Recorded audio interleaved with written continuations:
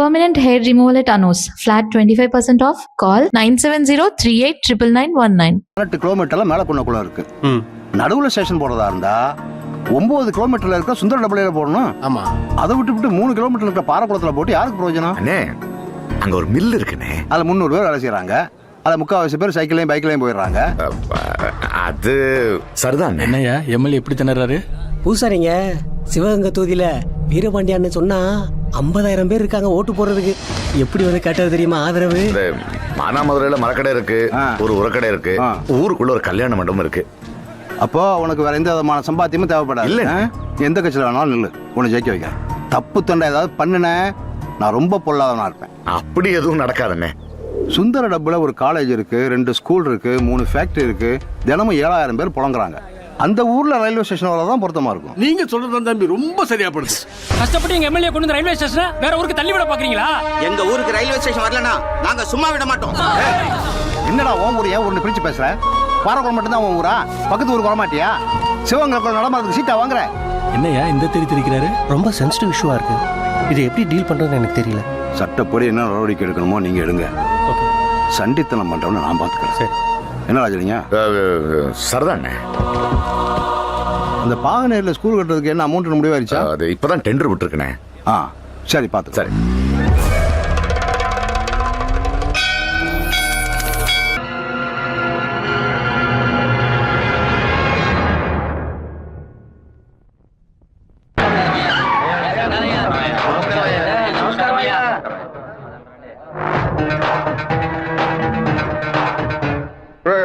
సిక్కులేని వాడు దరిద్రుడా, నీకెందుకు ఇంత పెద్ద మీసం?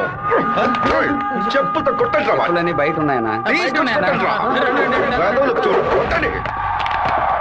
ఇలా బానిస ఎమ్మెల్యేగా ఉండడానికి బదులు పదవికి రాజీనామా చేసి తిరుపతిలో టోపు నమ్ముకోవచ్చు.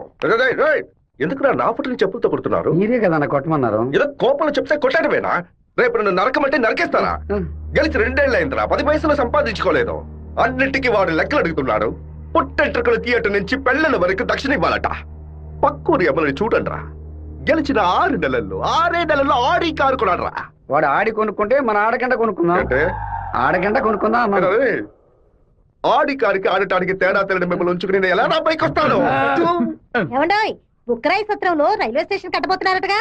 అలాగే మా అక్కయ్య గారు ఊరు ఉరవకొండలో స్టేషన్ కట్టారంటే నేను వెళ్లి రావడానికి వీలుగా ఉంటుంది. రావే, మన ఇంటావు పక్కింటోడి వాకిల ముందు పేడేస్తోంది. ఎదురింటి దున్నపోతే ఎవడింటి ముందు పేడేస్తే నీకేంటే? లోపలికి పో. అన్నా, స్టేషన్ వస్తే మిల్లు ఓనర్ 10 లక్షలు ఇస్తానన్నాడు. వాడి సంగతి వదిలేరా. బుక్కరాయ సత్రానికి రాని రైల్వే స్టేషన్ ఏ ఊరికి రాకూడదు. ఏం చేయమంటావన్నా? వేంపల్లి పులివెందుల వేపున రైల్వే ట్రాక్ లో బాంబు పేలాలి. రామగిరికి రైల్వే స్టేషన్ వస్తే ట్రైన్ కే బాంబు పెడతామని రైల్వే మినిస్టర్ కి లెటర్ పంపండిరా. ఆ ఫైల్ ని వెంటనే క్లోజ్ చేసి పడేస్తారు. శివా, రైలు పట్టాలకు బాంబు పెట్టారా?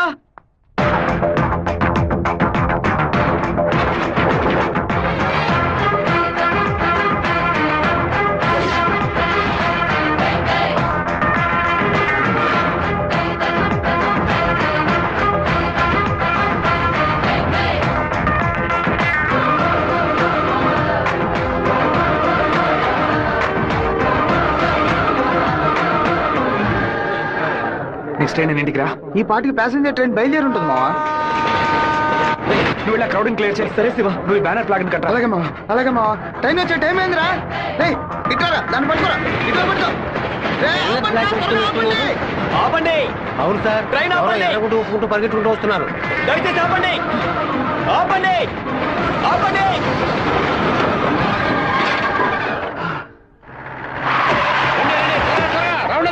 ఈ ఊరు వాళ్ళే ఉంటారు. మా నోరోళ్ళు 10 మందిని పోలీసులు పట్టుకుని విచారిస్తున్నారంట. మన వాళ్ళు నోరు తెరిచి ఒక్క మాట కూడా మాట్లాడరు. లేదా మీ ఊరోళ్ళు చేసి ఉండాలి. ఆ రోజు కలెక్టర్ ఆఫీసులో ఎగిరెగిరి పడ్డప్పుడే మీ ఎముకలు ఇరిచేసి ఉండాల్సింది. ఎవరు పెట్టారు, ఎవరు పెట్టమన్నారన్న నిజం చెప్పందే ప్రాణాలతో మీరు మీ ఊరికి పోయి సేర చెప్తారు. పులివెందుల నుంచి బొక్కరాయ సత్రం, ఉరవకొండ, కళ్యాణదుర్గంకి వెళ్ళి అన్ని బస్సులను ఎతకమని చెప్పండి. వేమల, వేంపల్లి, నందిమండలం దగ్గర మనుషులు నించోబెట్టి పులివెందులకు వచ్చి అన్ని బస్సులను ఎతకమని చెప్పండి. ఇదంతా పాత రూట్ రా. తప్పు చేసిన వాడు తప్పించుకోవడం అనేది సెల్ ఫోన్ రాక ముందు. ఈ కాలంలో పక్కనే దాక్కు నుండి మ్యాటర్ తెలుసుకుని మనుషులుగా కలిసిపోవడం కొత్త స్టైల్. రైల్వే ట్రాక్ కి పడమట వైపు వెళ్ళారంటే వాళ్ళు ఖచ్చితంగా మామిడితో వైపు వెళ్ళి ఉండాలి. వాళ్ళని పోలీసు వాళ్ళు జల్లెడేసి మరీ వెతుకుతున్నారు శివ. పోలీసులకు బాంబులో ఎన్ని కిలోల మందు ఉంది, ఎన్ని మీటర్ల తీరుంది, ఎంత సౌండ్ తో పేలింది, నాటు బాంబా, ల్యాండ్ మైనా, టైం బాంబా, మొబైల్ బాంబా, దూరం నుంచి విసిరిస్తారా, దగ్గర నుంచి అంటించారని కనిపెట్టేలోగా సాయంత్రం అవుద్ది. వాళ్ళు ఎస్కేప్ అయ్యేలోగా మనం ఎలాగైనా కనిపెట్టాలరా.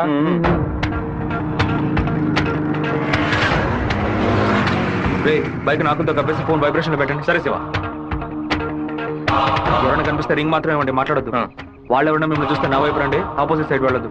వెళ్ళండి రా. అలాగే.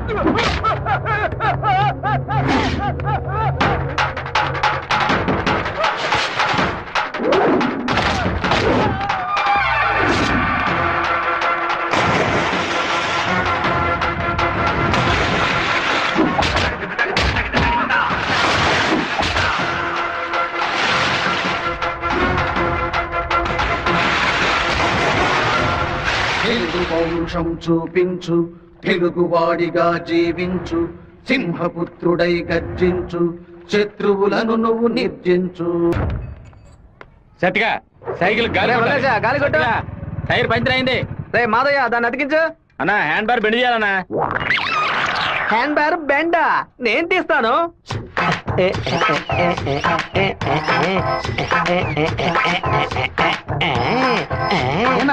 హ్యాండ్ బార్ బెండ్ తీయడానికి మాత్రం ఆయన వెళ్తారండి.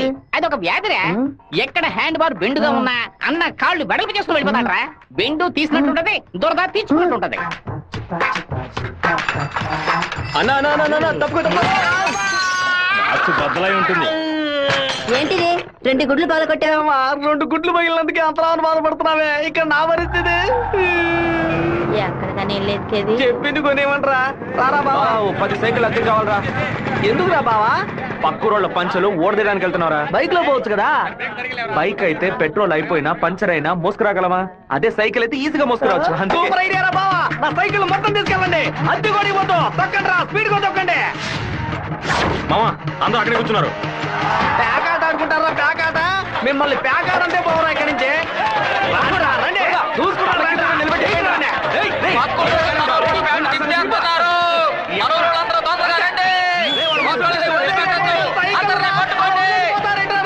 అయ్యో సైకిల్ నెత్తి మీద పెట్టుకుని పారిపోవద్దని చెప్పాడు. ఇలా వదిలేసారేంట్రారే? ఒక్కడిని కూడా వదిలిపెట్టద్దు, అందరినీ పట్టుకోండి. ఇలా వరకు తీస్తున్నావేంట్రా?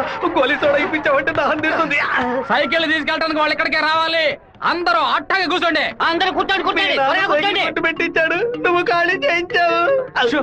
నీ సైకిల్ సేఫ్ గా ఉండాలి అంతేగా. చెప్పరా మామా? సరే మామా, ఇప్పుడు చూడేం జరుగుతుంది. పొలంలో ఉన్న గడ్డి వాములన్నీ తగలబడిపోతున్నాయి. అందరూ బకెట్ తో నీళ్లు తీసుకోండి.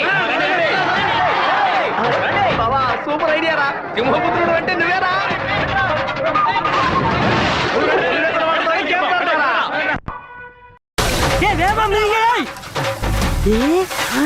பெண்டி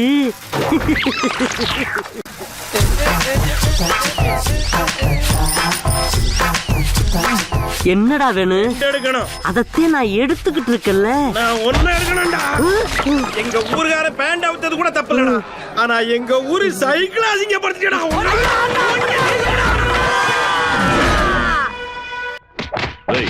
బయలుడి గుడికి దండం పెట్టుకుని వెళ్ళినాడు అమ్మవారి గుడి బయట ఏం చేస్తా ఉంటారా? కూడబెట్టిన డబ్బంతా పోగేసి స్థలం కొన్నానే. 7 లక్షలు నమ్ముకునే కదా మన భవిష్యత్తు ఉంది. ఈ నోటీసు చూసిన తర్వాత నేను సగం చచ్చిపోయాను. ఏమిటండి ఇలా మాట్లాడుతున్నారు? అయిపోయింది, ఇంకా మన పిల్లల భవిష్యత్తు అయిపోయింది. ఏంటి క్లాస్ రాకుండా ఇక్కడ కూర్చున్నావు? ఇంట్లో ఒకే ప్రాబ్లం. కొన్ని రోజుల క్రితం మా మావయ్య ఎయిర్పోర్ట్ దగ్గర 2 గ్రౌండ్ల స్థలం కొన్నారు. సడన్ గా ఆ ల్యాండ్ ని తీసుకుపోతున్నారని గవర్నమెంట్ వాళ్ళు నోటీస్ ఇచ్చారు. మా ఫ్యామిలీలో అందరూ చాలా బాధపడుతున్నారు. అది సరే, ఎవరి దగ్గర ఆ స్థలం కొన్నారు? శివ, చెప్పు జయంతి. నేను నీకు విషయం చెప్పినట్టు రాధికాకు తెలియదు. సరే నేను చూసుకుంటాను. దొంగ ఎందుకు తలుపు గడియ పెడుతున్నారు? మామా రేయ్, ఏంట్రా బొత్తిగా మర్యాద తగ్గుతుందా? ఆ ఎయిర్పోర్ట్ పక్కన ఉన్న ప్లాట్ ని ఎవ్వరికి చూపించొద్దు అని చెప్పాను కదా. నువ్వేమో 2 ఏళ్ల క్రితం రామనాథం అనే వ్యక్తికి అమ్మావు. ఎయిర్పోర్ట్ అక్విజిషన్ నోటీస్ చూడగానే వాడు కుటుంబంతో పాటు ఊరేసుకుంటానని తాడుకోవడానికి వెళ్ళాడు. బాగుపడతావా? వాడు మాత్రం ఆ స్థలం కొన్నాడా? మొత్తం 160 మంది కొనుక్కున్నారా? వాళ్ళ గురించి నాకేం దిగులేదు. ఇతని సంగతి ఏంటి? నేను తీసుకున్న ఇంట్రీమ్ స్టే ని ఎయిర్పోర్ట్ అథారిటీ కొట్టేసింది. హైకోర్టుకి వెళ్ళి పర్మనెంట్ స్టే తీసుకుంటే సరిపోయా. నీతో ఇలా మాట్లాడితే వర్కౌట్ అవుతుంది కానీ రే సత్తిగా జేసీపీ సత్యమూర్తికి ఫోన్ చేస్తాను. ఏమావా, పోయిన సంవత్సరం మన ఊళ్ళో ఇల్లు కట్టావే, ఎంత అయింది? 20 లక్షలు. ఎందుకు అడుగుతున్నా? ఆ 20 లక్షల్ని 4,000తో నేలమట్టం చేస్తాను చూడు. ఏంది? 6 గంటలు జేసీపీ రెంట్ 3,000, 500 బయట 500 డీజిల్. నేను ఓకే అంటే కూల్చేస్తా. ఏంద్ర నువ్వు అనేది? జేసీబీ సత్యమూర్తి అన్నానా? ఒక 6 గంటల సేపు జేసీబీ కావాలి. కొంచెం లైన్ లో ఉండండి. కుదరదని ఎక్స్ట్రా చేసావనుకో జేసీపీ ఇంట్లో వెళ్ళిపోయి ఇంటిని కూల్ చేయాలి.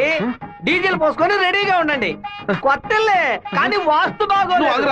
ఇప్పుడు నేను చేయమంటావురా? ఏడుస్తున్నారు రామనాథం, నవ్వాలి. లేదు డీజిల్ పోసుకొని రెడీగా ఉన్నారట. ఫోన్ పెట్టరా ముందు. ఇలా చూడండి సార్, 2 ఏళ్లకు ముందు ఆ స్థలం 7 లక్షలు కొన్నారు. ఇప్పుడు దాని విలువ 10 లక్షలు ఉంది. నేను కాదంటున్నా, కానీ నేను 8 లక్షలే ఇవ్వగలను. మీ ఒరిజినల్ డాక్యుమెంట్లు ఇచ్చేసి ఈ అగ్రిమెంట్ లో సంతకం పెట్టండి. మినిస్టర్ చేత రికమెండ్ చేసి ఉంటే పోయి ఉండేది. పోయిపోయా కుర్ర కుంకల చేత సెల్ ఫోన్ లో జేసీబీ మిషన్ పెట్టుకున్నారండి.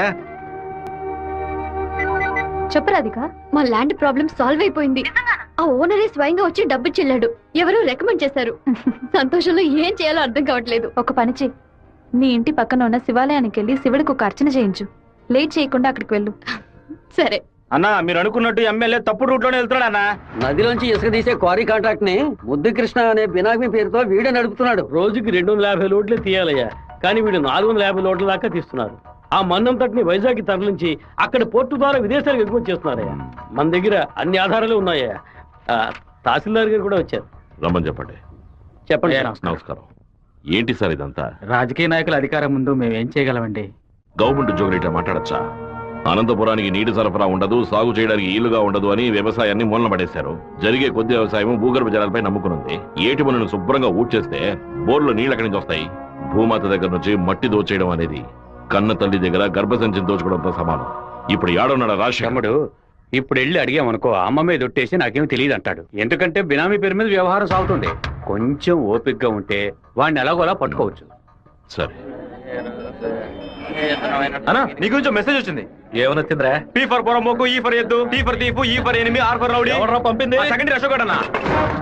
అశోక్ ఎక్కడ వాడు? ఇక్కడే ఉన్నాడన్నా. నువ్వేనా అశోక్ అంటే? ఏమన్నా మెసేజ్ పంపా? వసంత ఎవరు వసంత అంటే? ఎవరు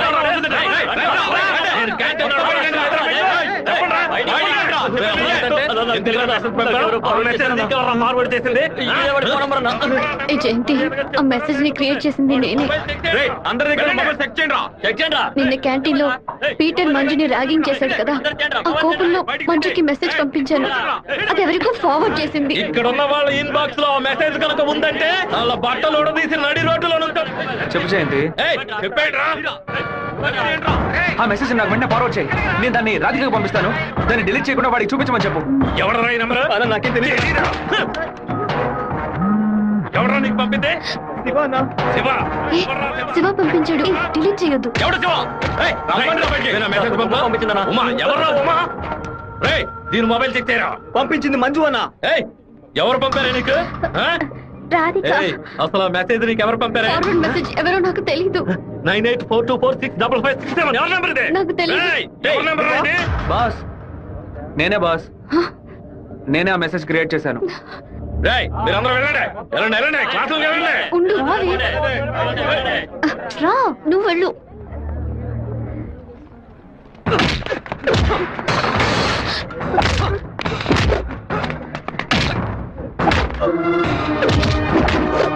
నేను వెళ్ళి నిజం చెప్పేశాను. వదులు. నిజం చెప్తే నీ డ్రెస్ ఇంపేస్తాడు. పర్వాలేదా? రా.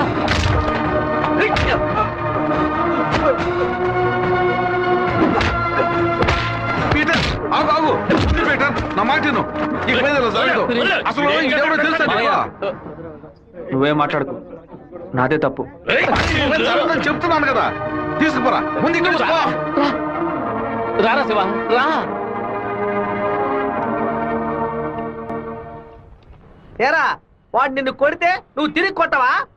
ఏమయ్యా బావా, నువ్వు చూస్తూ ఊరుకున్నావా? ఈ ఊళ్ళో ఈ బ్రతుకు బతికే బదులు మన ఊరికి వచ్చి బర్రె కొట్టల దగ్గర పేడెత్తుకుని బతకొచ్చు కదయ్యా. రేయ్ నన్నేం చేయమంటావరా? ఇది ఎందుకు మెసేజ్ ఇచ్చాడు? ఇస్తాడయ్యా ఇస్తాడు. దాన్ని నువ్వు మేనేజ్ చేయాలి. అట్లా చేయకుండా వదిలేరా. రే పంది, నువ్వు చూస్తూ ఊరుకున్నావా? ఊరుకోరా. లేదంటారా నీకు? ఊరుకోరా. పీకానంటే వదిలేయమంటే వదిలేస్తాను అనుకున్నావా? ఏం చేయాలో నాకు తెలుసురా.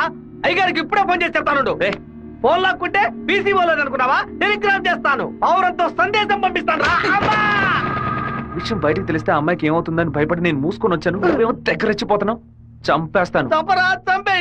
నేను ఈ తిరుపతి వదిలి వెళ్లేలోపు వాడు గొంతు పిసికి చంపకపోతే నా పేరు సత్యబాబే కాదు. ఇదే నా శపథం. ఏంటి సార్ ఇది?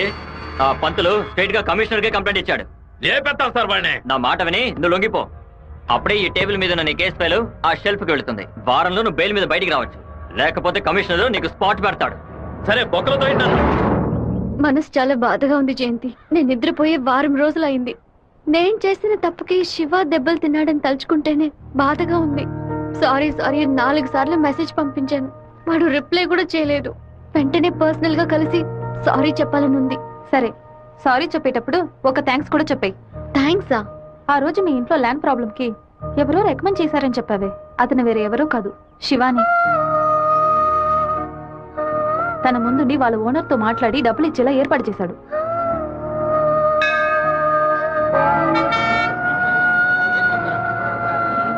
రాధిక, నమశివాయ నమశివాయ నమశివాయ. ఏంటి మూడోట్లో ఉన్నావు? అంతా మంచి మూడేలే. శివాకి సారీ చెప్పబోతున్నావనా? లేదు, ఓకే అని చెప్పబోతున్నాను. Hey, yes, I want to convey my love. లవ్వా? అవును. వాడి అప్రోచ్ నన్ను డిస్టర్బ్ చేసిన క్యారెక్టర్ నన్ను బాగా ఇంప్రెస్ చేసింది. వెంటనే శివతో చెప్పేయాలి. 6 months తర్వాతే శివ నిన్ను మీట్ అవుతాడని చాలా క్యాషువల్ గా చెప్పాడు. ఒకరోజు క్యాలెండర్ తీసి చూశాను. April 1st, fools day. Shiva ఎక్కడ మోసపోతాడని అనుకున్నాను. నువ్వు ఇంత త్వరగా మనసు మార్చుకుంటావని అనుకోలేదు. శివ, పీటర్ ఈ రోజు జైలు నుంచి వస్తున్నాడట. నువ్వు ఇక్కడ ఉండొద్దు, వెళ్ళిపో. మీరంతా పిరికి పండాలరా. వాడు నా దగ్గరికి రాడరా, ఆ ప్రొఫెసర్ దగ్గరికి వెళ్తాడు. ఆయన ఎందుకు అనవసరంగా వాడి మీద కంప్లైంట్ ఇచ్చాడు? ఒక్కడన్నా మగాడు అనిపించుకున్నాడే. కాలేజీలోకి ఏం జరుగుతుందో చూడు. సరే రే, నువ్వు నిజంగానే మూడోట్లో ఉన్నావా లేకపోతే మూడోట్లో ఉన్నట్టు నటిస్తున్నావా?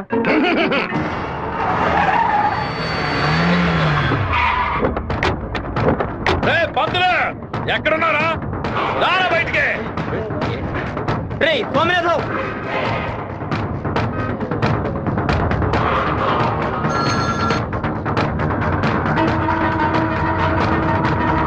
అన్నా స్వామినాథం, నా మీద కంప్లైంట్ ఇస్తే నేను ఊరొద్దులు వెళ్ళిపోతాను అనుకున్నావా? ఈ కాలేజ్ ప్రిన్సిపల్ ఏనా అడగడు? ఆఫ్టర్ ఆల్ తెలుగు పంతులు నువ్వు నా మీద కంప్లైంట్ ఇస్తావా? నువ్వు బతిమలాడితే నేను వదిలేస్తాను అనుకున్నావా? నువ్వు పెద్ద స్పైవా? బ్రోకర్ పని చేస్తున్నావా? అంటే నువ్వు బ్రోకర్వా? ఏది చెప్పు. నేను ఒక బ్రోకర్ని. వద్దు పెట్ట వదిలే ఈడు వల్ల నేను 7 ఊసలు లెక్కెట్టాను సార్. మీరు వెళ్ళండి సార్. ఏది నువ్వు చెప్పు. నేను ఒక బ్రోకర్ని చెప్పు కదా. అయితే ఓ పని చేయి, అందరూ చూస్తుండగా బోర్డు మీద నేను ఒక బ్రోకర్ని అని రాసిరా. వెళ్ళరా వెళ్ళు. ఆయన తరపున వెళ్ళమన్నానా? నేను క్షమాపణ వేడుకుంటాను. రాయొద్దండి. నా మాట ఏడుతో వినండి. పెట్టుకుంటావా? మమ్మల్ని అవ్వంతా ఎందుకురా? పొరం మొత్తం పోయిందే.